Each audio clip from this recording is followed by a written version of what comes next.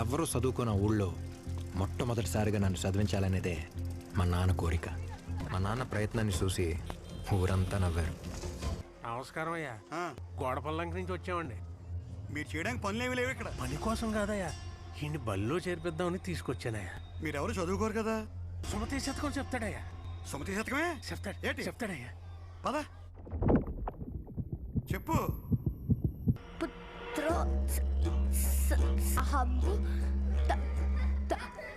రేయ్, మీ ఊరు ఎలా వెళ్ళాలని చెప్పు చాలు.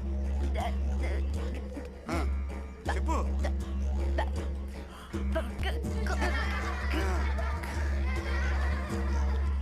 చెప్తాడయ్యా. తప్పు నీదో ఆడిదో కాదు, నేలదే. మనిషి అన్నాక ఆశ ఉండాలి, కానీ మీది అత్యాశ. దారి తీరు లేదు కానీ మీకు బడి కావాల్సి వచ్చిందా? దారి తప్పొచ్చామని చెప్పి తీసుకెళ్ళిపో. పోండే. ఎందుకు చెప్పలేదు? ఎందుకు చెప్పలేదు? ఒక్కడ మొన్న పంపడతా అనుకున్నా.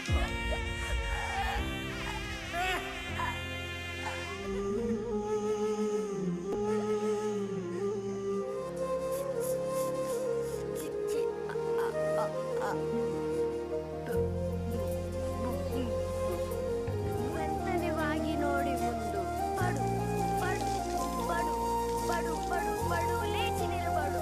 పుత్రోత్సాహంబు తండ్రికి పుత్రుడు జన్మించినప్పుడే పుట్టదు. పుత్రోత్సాహంబు నాడు పొందుర సుమతి.